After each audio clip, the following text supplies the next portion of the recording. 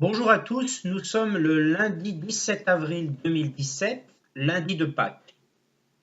Comme je le disais dans mon précédent exposé sur le Pâques, je vais aujourd'hui lire des passages de la Bible qui parlent du fait de la résurrection de Jésus.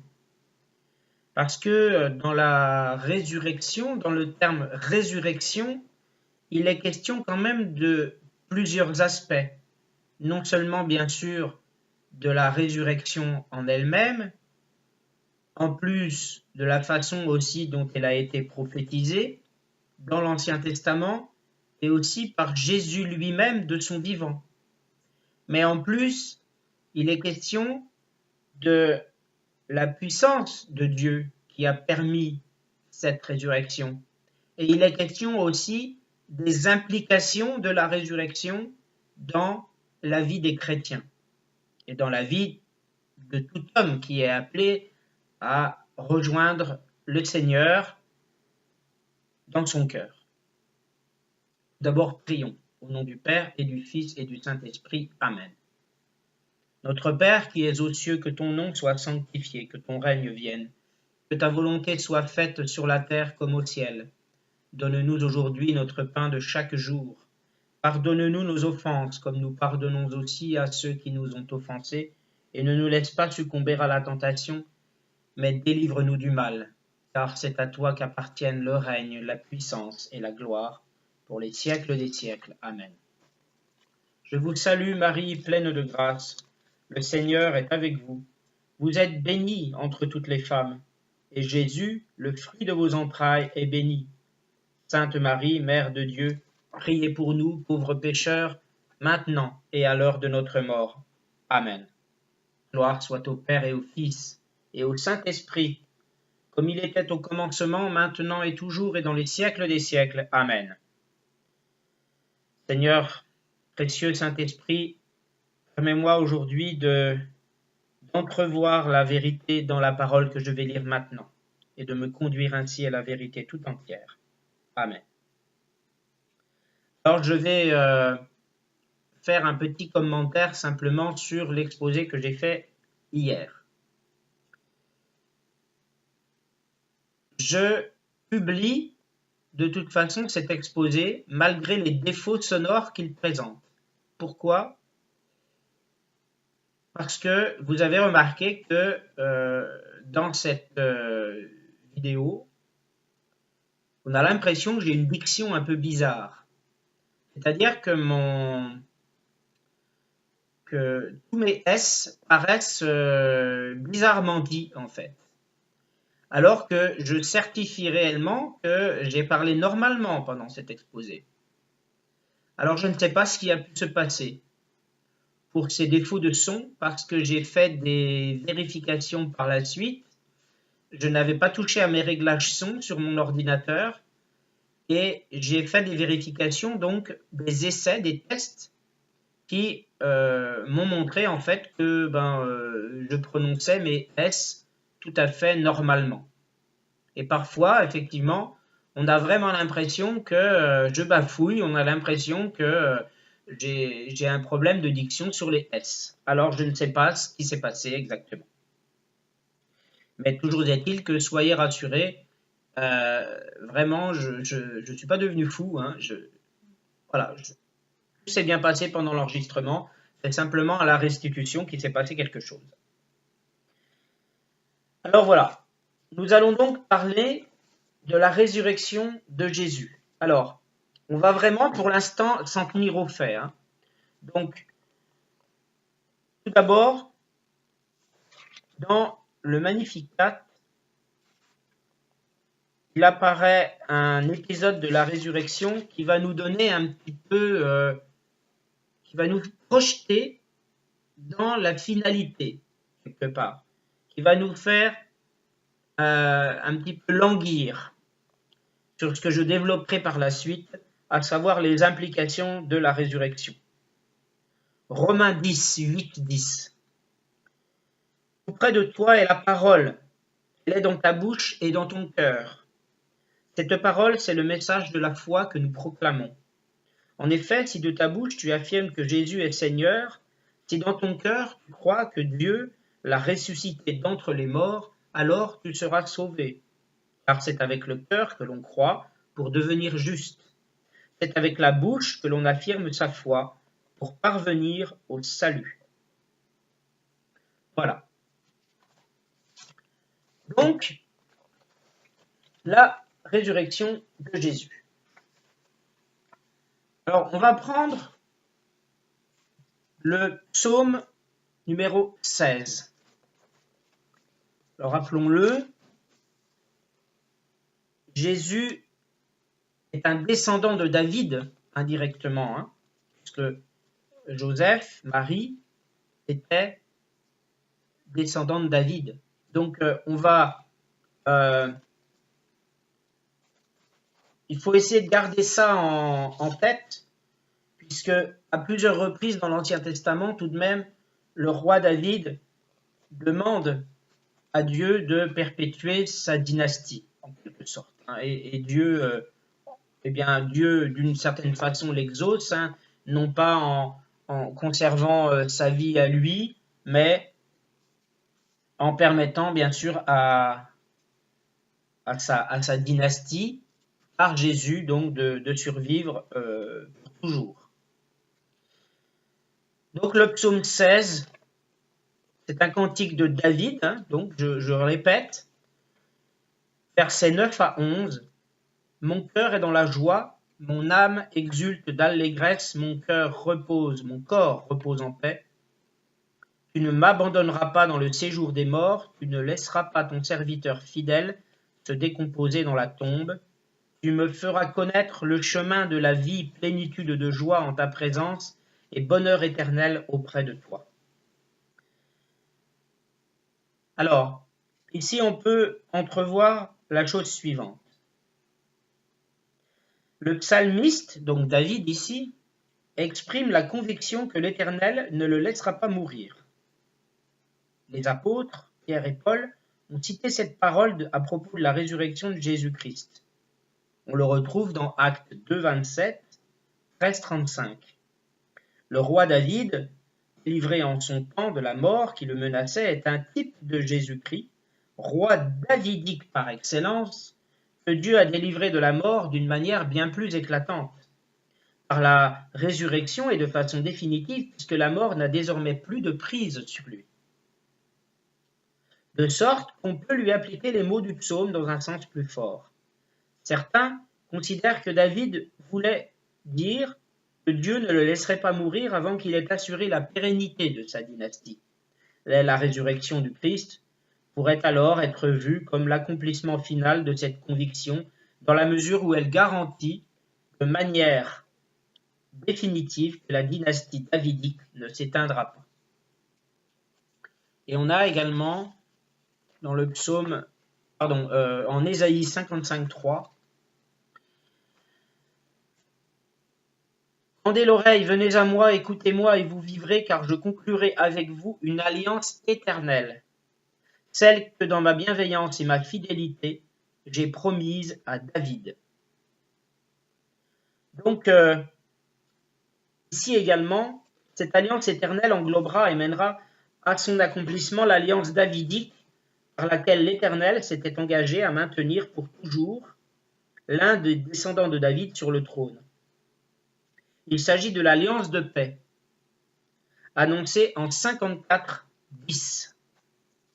Même si les montagnes se mettaient à bouger, même si les collines venaient à chanceler, mon amour envers toi ne bougera jamais, mon alliance de paix ne changera pas, déclare l'Éternel, rempli de tendresse pour toi. Celle dont le serviteur est le médiateur. L'expression alliance éternelle sera reprise par Jérémie en 32-40, dans le contexte de la nouvelle alliance. Cette promesse est citée en Actes 13-34, en lien avec la résurrection de Jésus-Christ, suite à laquelle il est intronisé pour l'éternité, accomplissant ainsi la promesse dynastique faite à David. Et effectivement, en Actes 13-34, donc c'est dans le Nouveau Testament, hein, c'est Luc qui écrit. Il l'a, donc Dieu, l'a ressuscité, en parlant de Jésus, de telle sorte qu'il ne retournera pas à la composition. C'est ce qu'il a déclaré en disant « Je vous donnerai les grâces saintes et sûres promises à David ». C'est pourquoi il dit encore ailleurs « Tu ne permettras pas que ton sein connaisse la décomposition ». Donc, il est vraiment question du fait que Dieu a vraiment ce pouvoir de maintenir le corps en vie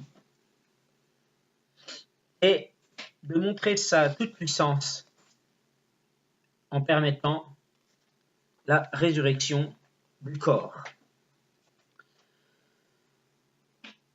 On a en Marc 8, 31, donc on va aller en Marc 8, 31.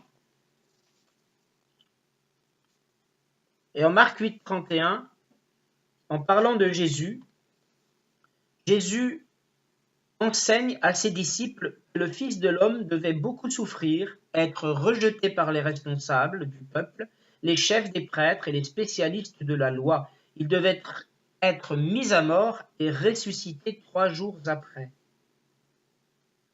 Il leur dit tout cela très clairement. Jésus, effectivement, prophétise de sa résurrection. Il prophétise de sa résurrection, Jésus. En Marc 9, verset 9, pendant qu'il descendait de la montagne, il leur ordonna de ne raconter à personne ce qu'il venait de voir, jusqu'à ce que le Fils de l'homme ressuscite d'entre les morts. Ils obéirent à cet ordre, mais discutaient entre eux sur ce que ressusciter d'entre les morts voulait dire. Ils lui demandèrent alors, « Pourquoi les spécialistes de la loi disent-ils qu'Élie doit venir en premier lieu ?» « Oui, leur dit-il, Élie vient d'abord pour remettre toutes choses en ordre. Pourquoi l'Écriture annonce-t-elle aussi que le Fils de l'homme souffrira beaucoup et sera traité avec mépris? En fait, je vous le déclare, Élie est venu et ils l'ont traité comme ils ont voulu, comme l'Écriture l'a annoncé à son sujet. » Voilà. Donc, le prophète fut enlevé au ciel à la fin de sa mission, Élie. Certains Juifs attendaient son retour juste avant la venue du Messie. Jésus affirme que Jean a accompli la prophétie de Matthieu 3, 23. Il a d'ailleurs précédé Jésus jusque dans sa mort. Alors, non, a priori, c'est pas Matthieu. Un instant. Voilà, donc là, il faudra que je fasse un petit montage, que j'enlève ça, ce petit commentaire qui n'apporte rien, en fait. Donc, je reprends. On va maintenant voir Matthieu 28, 1, 7. Après le sabbat, comme le jour commençait à poindre, le dimanche matin, Marie de Magdala et l'autre Marie se mirent en chemin pour aller voir la tombe. Tout à coup, voici qu'il y eut un violent tremblement de terre. Un ange du Seigneur descendit du ciel, s'approcha de la tombe, roula la pierre de côté et s'assit sur elle. Il avait l'apparence de l'éclair, et ses vêtements étaient aussi blancs que la neige. Les gardes furent saisis d'épouvante, ils se mirent à trembler et devinrent comme morts. Mais l'ange, s'adressant aux femmes, leur dit « Vous autres, n'ayez pas peur, je sais que vous cherchez Jésus, celui qui a été crucifié. Il n'est plus ici car il est ressuscité comme il l'avait dit. Venez voir l'endroit où il était couché, puis allez vite annoncer à ses disciples qu'il est ressuscité d'entre les morts, et voici, il vous précède en Galilée. Là, vous le verrez. Voilà ce que j'avais à vous dire. » Elles quittèrent le tombeau en hâte, tout effrayées, en même temps remplies d'une grande joie, et elles coururent porter la nouvelle aux disciples. Et voici que tout à coup, Jésus vint à leur rencontre et dit « Salut à vous !» Elles s'approchèrent de lui embrassèrent les pieds et l'adorèrent. Verset 10. Alors Jésus dit N'ayez aucune crainte, allez dire à mes frères qu'ils doivent se rendre en Galilée. C'est là qu'ils me verront. Pendant qu'elles étaient en chemin, quelques soldats de la garde retournèrent en ville pour faire au chef des prêtres leur rapport sur tous ces événements. Ceux-ci convoquèrent les responsables du peuple et après avoir délibéré avec eux, versèrent aux soldats une forte somme d'argent avec cette consigne: vous raconterez que ses disciples sont venus pendant la nuit et qu'ils ont volé son cadavre pendant que vous dormiez. Si jamais l'affaire venait aux oreilles du gouverneur, nous saurons lui parler et faire le nécessaire pour que vous n'ayez pas d'ennui. Les soldats prirent l'argent et se conformèrent à ces consignes. Cette version des faits s'est propagée parmi les Juifs, où est la cour jusqu'à aujourd'hui.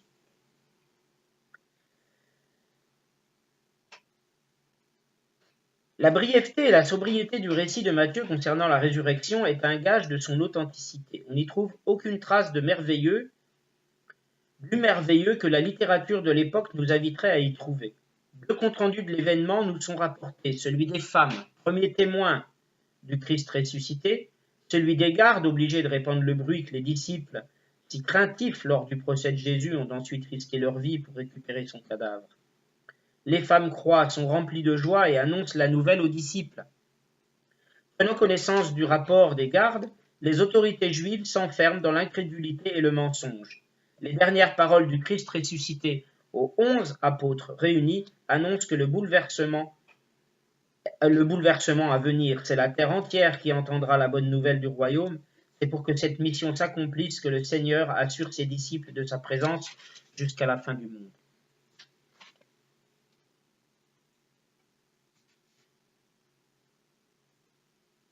Maintenant, on passe à Marc 16, 1, 8. Donc, les quatre évangélistes, en fait, racontent les mêmes faits d'une façon un peu différente, hein, bien sûr, avec leur propre style. Quand le sabbat fut passé, Marie de Magdala, Marie, mère de Jacques, et Salomé achetèrent des huiles aromatiques pour aller embaumer le corps de Jésus. Il était encore très tôt le dimanche matin, lorsqu'elles arrivèrent au tombeau. Le soleil se levait. En chemin, elles s'étaient demandé les unes aux autres: qui nous roulera la pierre qui ferme l'entrée du tombeau? Or, en levant les yeux, elles aperçurent que la pierre avait été roulée sur le côté, et c'était un bloc énorme. Elles pénétrèrent dans le caveau et virent, assis du côté droit, un jeune homme vêtu d'une robe blanche, et elles furent saisies de frayeur. Mais le jeune homme leur dit: n'ayez pas peur, vous cherchez Jésus de Nazareth, celui qui a été crucifié. Il est ressuscité, il n'est plus ici. Voyez l'endroit où on l'avait déposé. Et maintenant, allez annoncer à ses disciples et aussi à Pierre qu'il vous précède en Galilée. C'est là que vous le verrez, comme il vous l'a dit. Elles se précipitèrent hors du tombeau et s'enfuirent toutes tremblantes et bouleversées. Elles ne dirent rien à personne tant elles étaient effrayées. Et on voit aussi que Jésus apparaît à ses disciples. Donc, si je ne m'abuse également, j'ai dû passer un petit peu le passage. Mais Jésus apparaît à ses disciples en Matthieu. Effectivement, au verset 16 du chapitre 28, les 11 disciples se rendirent en Galilée sur la colline que Jésus leur avait indiquée. Dès qu'ils l'aperçurent, ils l'adorèrent. Quelques-uns cependant eurent des doutes. Alors Jésus s'approcha d'eux et leur parla ainsi: j'ai reçu tout pouvoir dans le ciel et sur la terre. Allez donc dans le monde entier, faites des disciples parmi tous les peuples, baptisez-les au nom du Père, du Fils et du Saint-Esprit, et apprenez-leur à obéir à tout ce que je vous ai prescrit. Et voici, je suis moi-même avec vous chaque jour jusqu'à la fin du monde. Et voilà cet endroit-là que je citais hier, donc dans mon exposé. Et l'apparition donc de Jésus à ses disciples Et on arrive, alors là, le passage de Matthieu, c'est la fin de l'évangile de Matthieu. Et également, Marc, au chapitre 16, le chapitre 16, c'est un petit chapitre, c'est le dernier chapitre de l'évangile de Marc. Et donc, je vais lire jusqu'à la fin, à partir du verset 9, où Jésus apparaît à ses disciples. Jésus étant ressuscité le dimanche matin, apparut d'abord à Marie de Magdala, dont il avait chassé 7 démons. Celle-ci alla porter la nouvelle à ceux qui avaient accompagné Jésus. Ils étaient plongés dans la tristesse et en larmes. Mais eux, en l'entendant dire qu'il était vivant et qu'il lui était apparu, ne la crurent pas. Après cela, alors que 2 d'entre eux faisaient route pour se rendre à la campagne, il leur apparut sous un autre aspect. Ils revinrent à Jérusalem et annoncèrent la nouvelle aux autres. Mais ils ne les crurent pas, eux non plus. Plus tard, il se montra aux 11. Pendant qu'ils étaient à table, il leur reprocha leur incrédulité et leur aveuglement, parce qu'ils n'avaient pas cru ceux qu'il avait ressuscités. Et il leur dit, « Allez dans le monde entier, annoncez la bonne nouvelle à tous les hommes. Celui qui croira et sera baptisé sera sauvé, mais celui qui ne croira pas sera condamné. Voici les signes miraculeux qui accompagneront ceux qui auront cru. En mon nom, ils chasseront des démons, ils parleront des langues nouvelles, ils saisiront des serpents venimeux, et s'il leur arrive de boire un poison mortel, cela ne leur causera aucun mal. Ils imposeront les mains à des malades, et ceux-ci seront guéris. » Après leur avoir ainsi parlé, le Seigneur Jésus fut enlevé au ciel et s'assit à la droite de Dieu. Quant à eux, ils s'en allèrent proclamer la parole en tout lieu. Le Seigneur travaillait avec eux et confirmait leur prédication par les signes miraculeux qui l'accompagnaient. Voilà. On a ensuite la citation, la narration en fait de la résurrection en Luc 24, toujours versets 1 à 8. Le dimanche matin, de très bonne heure, les femmes se rendirent au tombeau en portant les huiles aromatiques qu'elles avaient préparées. Elles découvrirent que la pierre fermant l'entrée du sépulcre avait été roulée à quelque distance de l'ouverture. Elles pénétrèrent à l'intérieur, mais ne trouvèrent pas le corps de Jésus. Pendant qu'elles en étaient encore à se demander ce que cela signifiait, 2 personnages vêtus d'habits étincelants se tinrent tout à coup devant elles. Elles étaient toutes effrayées et baissaient les yeux vers le sol. Ils leur dirent alors, « Pourquoi cherchez-vous parmi les morts celui qui est vivant? Il n'est plus ici, mais il est ressuscité. Rappelez-vous ce qu'il vous disait quand il était encore en Galilée. Il faut que le Fils de l'homme soit livré entre les mains des pécheurs, qu'il soit crucifié et qu'il ressuscite le 3e jour. » Elles se souvinrent alors des paroles de Jésus. Elles revinrent du tombeau et allèrent tout raconter aux 11, ainsi qu'à tous les autres disciples. C'étaient Marie de Magdala, Jeanne, Marie, la mère de Jacques.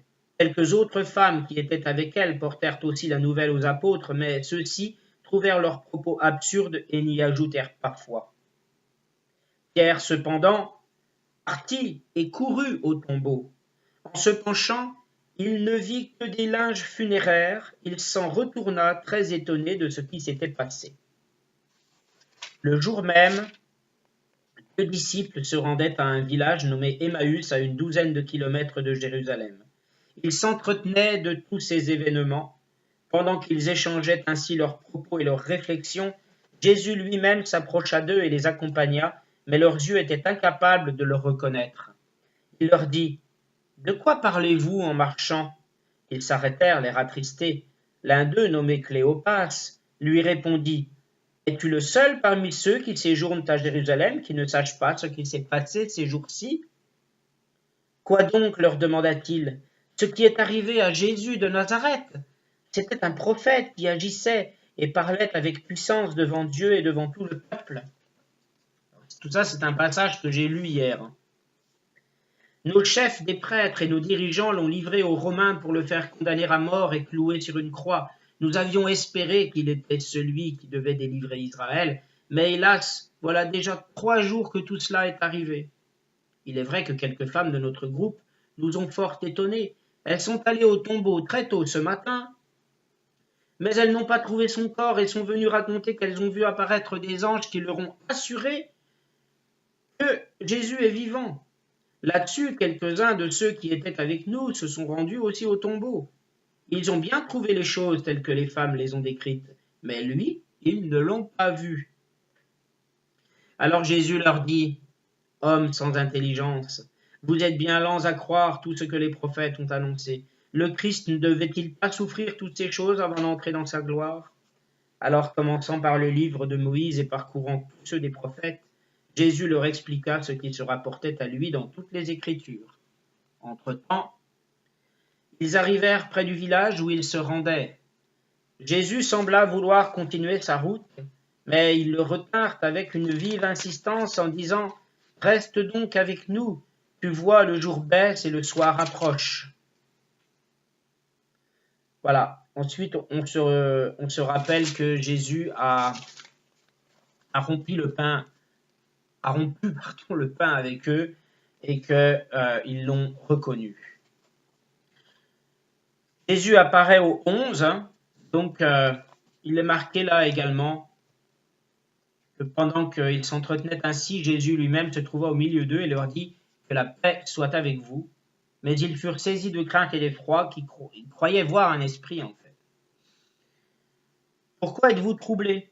Leur dit-il. Pourquoi les doutes envahissent-ils votre cœur ?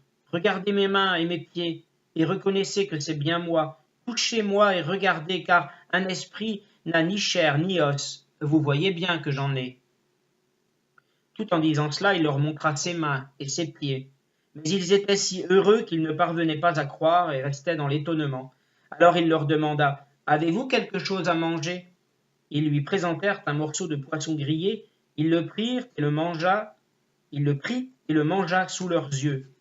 Puis il leur dit, « Voici ce que je vous ai dit quand j'étais encore avec vous. Il faut que s'accomplisse tout ce qui est écrit de moi dans la loi de Moïse, dans les prophètes et dans les psaumes. » Là-dessus, il leur ouvrit l'intelligence pour qu'ils comprennent les Écritures. « Vous voyez, leur dit-il, les Écritures enseignent ce que le Messie doit souffrir. Il ressuscitera le 3e jour et qu'on annoncera de sa part aux hommes de toutes les nations, en commençant par Jérusalem, qu'ils doivent changer pour obtenir le pardon des péchés. Vous êtes les témoins de ces événements. Quant à moi, j'enverrai bientôt sur vous ce que mon Père vous a promis. Vous donc restez ici dans cette ville jusqu'à ce que vous soyez revêtus de la puissance d'en haut. » Ensuite, il les emmena hors de la ville jusqu'aux environs de Béthanie, et là, élevant ses mains, il les bénit. Pendant qu'il les bénissait, il les quitta et fut enlevé au ciel. Quant à eux, après l'avoir adoré, ils retournèrent à Jérusalem, le cœur rempli de joie. Là, ils se retrouvaient à toute heure dans la cour du temple pour louer Dieu. On voit que les événements sont racontés de façon plus ou moins différente, mais que c'est quand même la situation est quand même très très similaire du point de vue de chaque évangéliste. Et enfin, en Jean 21, 8, il est question également de l'apparition de Jésus à ses disciples et également de l'apparition de Jésus à Thomas. Et là, je pense que je vais parler de l'apparition de Jésus à Thomas parce qu'elle est intéressante. Jean 20. Le dimanche matin, très tôt, Marie de Magdala se rendit au tombeau. Il faisait encore très sombre. Elle vit que la pierre fermant l'entrée du sépulcre avait été ôtée de devant l'ouverture. Alors elle courut prévenir Simon-Pierre et l'autre disciple, celui que Jésus aimait. « On a enlevé le Seigneur de la tombe, leur dit-elle, et nous n'avons aucune idée de l'endroit où on l'a mis. » Pierre sortit donc avec l'autre disciple et se rendirent tous deux au tombeau. Ils couraient tous les deux ensemble, mais l'autre disciple, plus rapide que Pierre, le distança et arriva le premier au tombeau. En se penchant, il vit les linges funéraires par terre, mais il n'entra pas. Simon-Pierre, qui le suivait, arriva alors. Il entra dans le tombeau vit les linges qui étaient par terre et le linge qui avait enveloppé la tête de Jésus, non pas avec les linges funéraires, mais enroulé à part, à sa place. Alors l'autre disciple, celui qui était arrivé le premier, entra à son tour dans le tombeau. Il vit et il crut. En effet, jusque-là, il n'avait pas encore compris que Jésus devait ressusciter d'entre les morts, comme l'avait annoncé l'Écriture. Les deux disciples s'en retournèrent alors chez eux. Jésus apparaît à Marie de Magdala et Jésus apparaît à ses disciples. Jésus apparaît aussi à Thomas. Donc, je vous laisserai lire les versets 11 à 23 et je vais lire avec vous ici les versets 24 à 30, à 31 même, en ce qui concerne l'apparition de Jésus à Thomas. L'un des 12, Thomas, surnommé le jumeau, n'était pas avec eux lors de la venue de Jésus. Les autres disciples lui dirent « Nous avons vu le Seigneur ».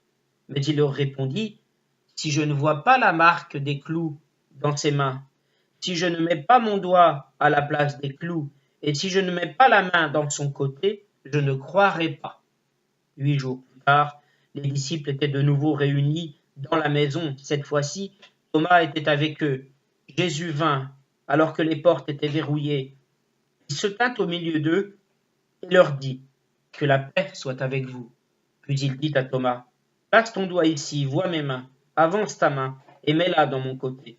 Ne sois pas incrédule, mais crois. » Thomas lui répondit « Mon Seigneur et mon Dieu. » « Parce que tu m'as vu, tu crois, lui dit Jésus. Heureux ceux qui croient sans avoir vu. » Jésus a accompli sous les yeux de ses disciples encore beaucoup d'autres signes miraculeux qui n'ont pas été rapportés dans ce livre, mais ce qui s'y trouve a été écrit pour que vous croyiez que Jésus est le Christ, le Fils de Dieu, et qu'en croyant, vous possédiez la vie en son nom. Voilà, donc là on a un message en fait très très fort. Pourquoi ? Parce que tout simplement que ceux qui croient que Jésus est le Fils de Dieu et qu'il est ressuscité d'entre les morts peuvent eux-mêmes avoir la certitude que à la fin des fins, eh bien, ils seront également ressuscités d'entre les morts. Voilà, on va arrêter là pour ce soir, 32 minutes. Ça a été plus une séance de lecture de la Bible. Alors, je ne lis pas en avance tous les textes que je lis là. Simplement, je les note. Je note les références qu'il me faut. Et après avoir fait quelques recherches, et ensuite, je lis les textes. Donc, à l'avenir, je pense que je serai quand même amené plus à citer les textes et à vous convier à les lire, sachant que moi, je les lirai en avance pour le coup. Donc, je les aurai lus avant d'en parler. Et ensuite, je vous convierai, en citant les références, à aller voir le texte. Parce que bien souvent, citer un texte, un passage de la Bible sans réellement le contextualiser ou en citant qu'un court passage, ça peut un petit peu peut-être induire en erreur dans la compréhension. On peut aussi voilà, ne pas réellement avoir tout le contexte en fait du passage. Et pour ça, je pense qu'il vaut mieux lire une grande partie en fait du texte concerné. Voilà, donc je vais terminer par une prière. Merci Seigneur parce que tu m'as permis ce soir de lire la parole, de m'enrichir encore une fois de la parole, de me nourrir de la parole. Et sans cesse jusqu'à la fin de mes jours, Seigneur, je me nourrirai de ta parole parce que il ne suffit pas que je nourrisse mon corps, mais aussi que je nourrisse mon esprit de la parole qui sort de ta bouche. Et pour cela, je te remercie, Seigneur. Je te remercie bien, m'avoir donné un corps en bonne santé, aujourd'hui encore, de me permettre d'être en bonne santé et de me permettre eh bien, d'avoir des yeux pour voir, d'avoir un esprit pour comprendre et surtout de m'avoir donné cette foi magnifique qui me permet aujourd'hui de me rapprocher de toi et de me rapprocher du bonheur qu'est la vie avec toi. Et je crois, Seigneur, que tu es ressuscité d'entre les morts, parce que tu nous permets, par cette résurrection, de renaître nous-mêmes et de croire en toi, de croire que tu vas revenir dans la gloire et qu'à la fin des fins, Seigneur, tu nous ressusciteras tous. Merci, Seigneur. Amen. Voilà, merci à tous et à très bientôt pour une prochaine vidéo.